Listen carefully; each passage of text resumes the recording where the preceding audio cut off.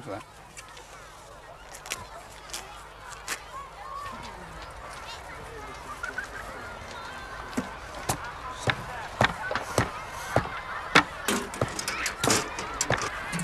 Get the motors out of the way.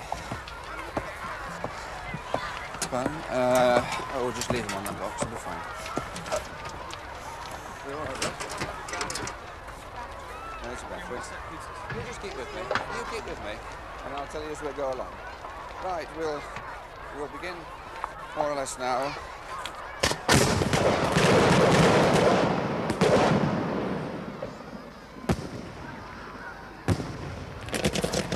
One of the strange things about doing firework displays is that, of course, we are almost anonymous. We set the fireworks off in the darkness and we don't see anybody. We don't see the organisers, and they don't come and tell us what they thought about it when the display is over either. In fact, we seem to go there and do our own little thing and go away, and we don't even see the fireworks very often because we're so busy lighting them we haven't time to look at them. So, in fact, this is perhaps one of the less satisfactory sides of it. Ronald Lancaster, master firework maker and theoretician, is a teacher of chemistry and divinity at an independent school near Huntingdon, sumptuously housed in a country mansion remodelled by Sir John Vanbrugh. I think when I was a student, and perhaps before I was ordained, I'd no idea, certainly, of becoming a schoolmaster. When I was at school, I intended to read medicine. And then I decided in the sixth form to be ordained, but I don't really think I'd ever any thoughts of being a school chaplain, really. I just imagined that I'd end up as a parish priest or something like that. But having been here 13 years, it looks as though perhaps I shall be here for quite a while yet. Only a few yards from the school gates is the Lancaster family home, and similarly near at hand are the work buildings and explosive magazines, one of which is being moved to a new site because of some school rebuilding.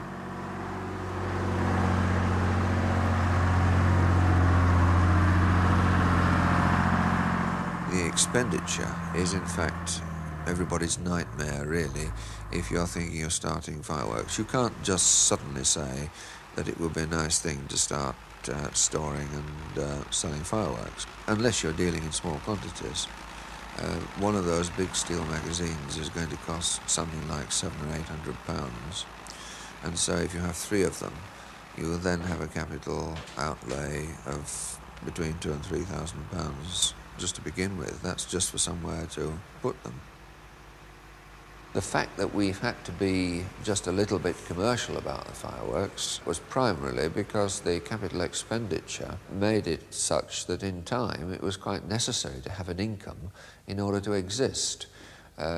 It was one thing to do research, as I did originally, and perhaps make a few fireworks to try and make certain kinds of discoveries about fireworks and then burn the things and set them off. But eventually somebody has to pay for this, and it became a very expensive hobby. So obviously in time we had to get ourselves an income of some kind by doing some firework displays. And so that's really how we came to be, in a sense, a kind of very small business. You've got 2 kinds of compartments in this particular license. One compartment is for sulfur compositions, and this particular compartment is for chlorate compositions, and sulfur and chlorate must never be mixed together. It's not allowed. And of course you have to wear overshoes in your work buildings so that you don't get the grit from the outside into the building and cause trouble that way. And all factories have to have their own special rules, and so our special rules are on the wall here. It says that you're not allowed to smoke in the factory and that you're not allowed to bring intoxicating liquor into the factory, and various regulations which make good sense in the safe running of a factory where you've got explosive materials. Firework materials are not made to specifications in the same way that many commercial products are made. In fact, one of the biggest problems that any amateur firework maker would have to deal with would be to create consistency of effect from commercial materials. So in that sense then, as a piece of chemistry and a little touch of experience and perhaps a dab of magic here and there, you have to, in fact, know how to create the kind of things that you want. And even then, we still get surprises occasionally when perfectly normal mixtures don't seem to behave in quite the way that they ought to do.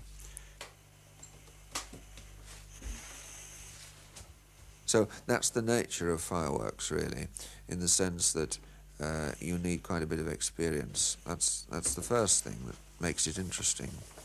Secondly, there are several possibilities that you can achieve in fireworks, and there are several ways of going about achieving those possibilities.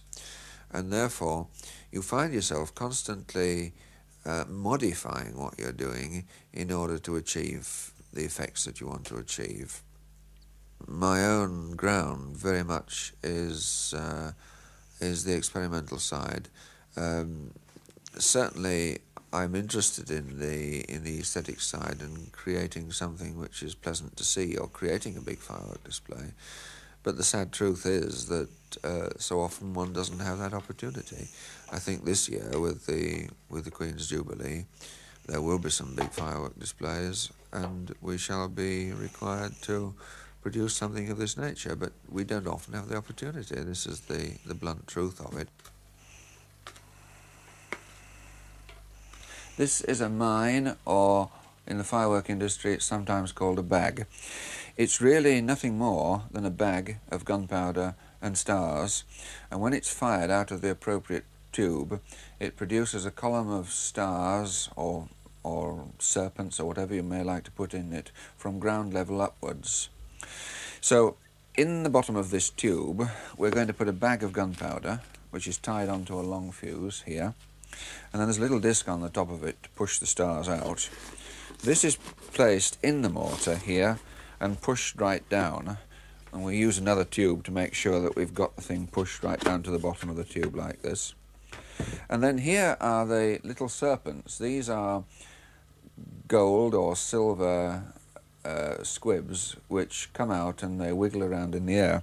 And we've got to stack these in the bottom of this mine so that we've got them completely filling it, and then when we've got them all stacked we're going to put blue stars on the top, so that in effect it'll burn blue to start with, and then there will be lots of gold stars, gold serpents and things coming out from the bottom.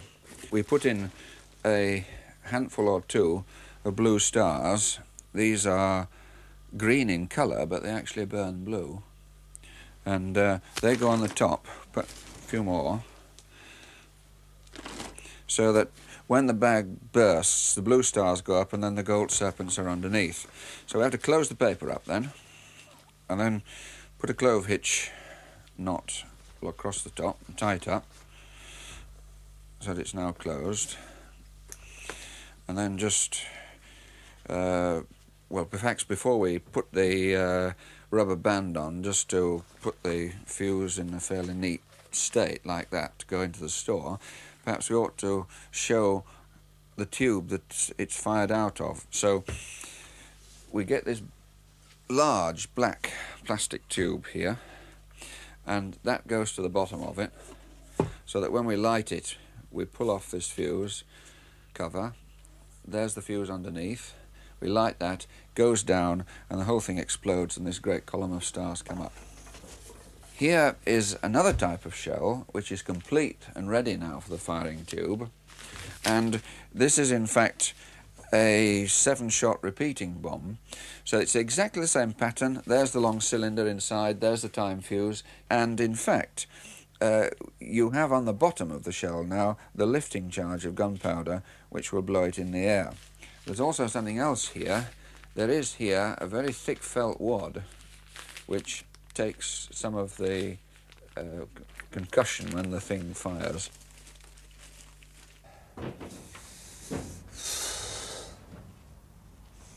We had 2 displays last November which were large financially. One of them was in a very well-known football ground in the Midlands. The first difficulty was that whilst we had enough money, we couldn't use our biggest bombs, which are, we consider, to be the best things that we make. Because anybody sitting more than halfway up the stands in the football ground wouldn't be able to see the bombs because they go too high. So there we had the money, but we still couldn't do what we wanted to do with it. If you're going to create a firework display where you have the right kind of financial support to do it, then certainly that adds another dimension to what you're doing. And so, in a sense, it is artistic, it is creative, and you are producing something which is, it's almost like a piece of stage management, really, with the production of any kind of play or show or anything else. And so that's also quite an interest, really. And all these things added together, I suppose, create some of that general interest, which really is building up over a period of time to a kind of skill, really. I think I'm a bit vague at the moment. I'll leave, got the scissors. It's not driven in yet, the stake.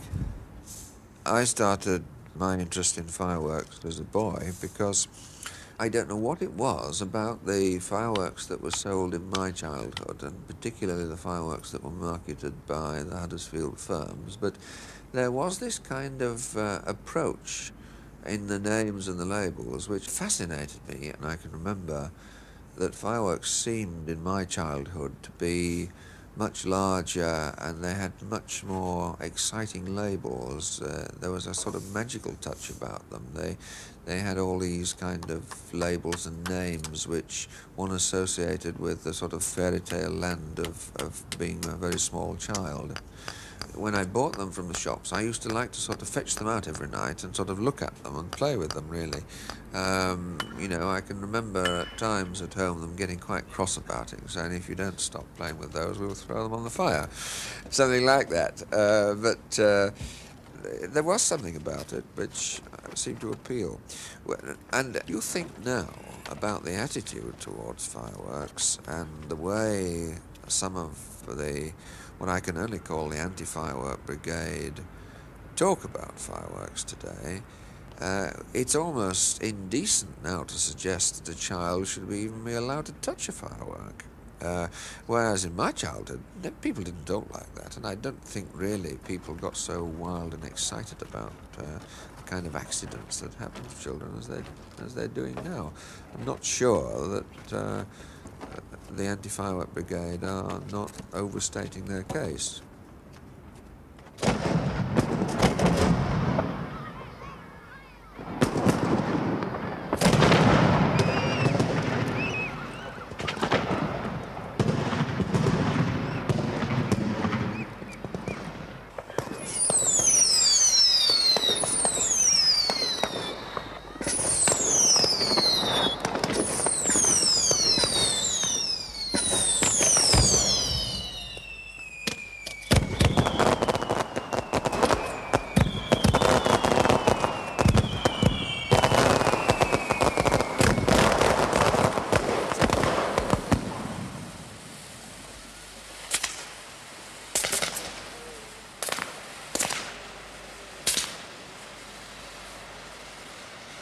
That's a nice, yes, it's very good.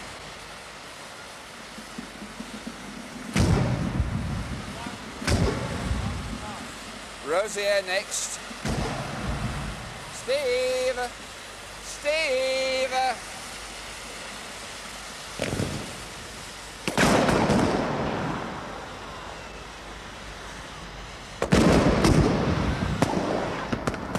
Right, your ignition then, Steve.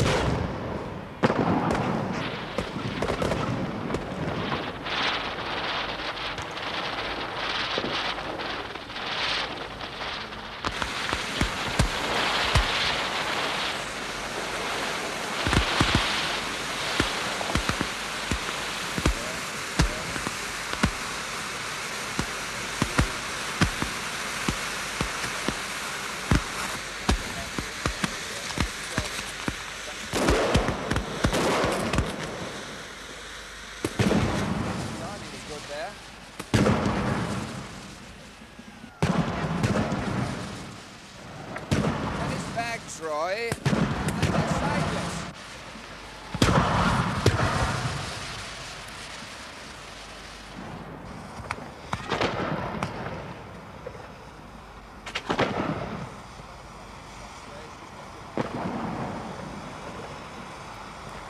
Then it's the... Then, after chameleon, it's the battle. It's you next, Steve. Are you in trouble? Oh, look at that. My God. Steve?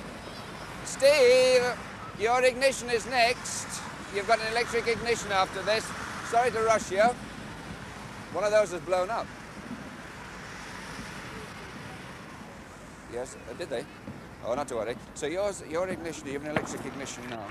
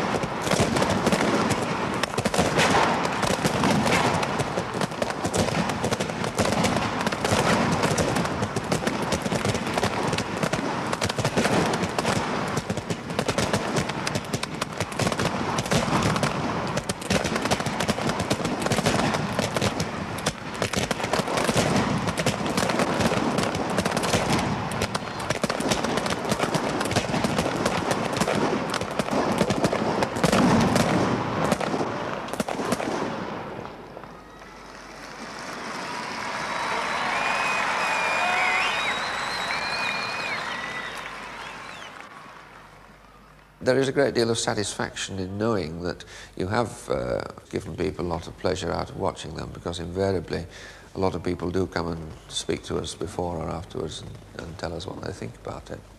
Though sometimes those results are very surprising. For instance, you might set off a most beautiful and spectacular bomb which has taken a long time and perhaps a lot of money to make. And when some little boy comes to you at the end of the firework display to tell you what he thought about it, you sometimes find that it isn't that caught his eye at all. He's perhaps completely absorbed by the fact that you had something at the end of the evening which said good night in fireworks. And that in many ways is the most primitive and dull and boring thing that we do, really. And yet it might be the thing which has caught his eye and which he thinks is the most interesting aspect of it. In fact, there are some things which we do which we think are very clever indeed and seem to make no impression on the public at all, which is a great shame, really.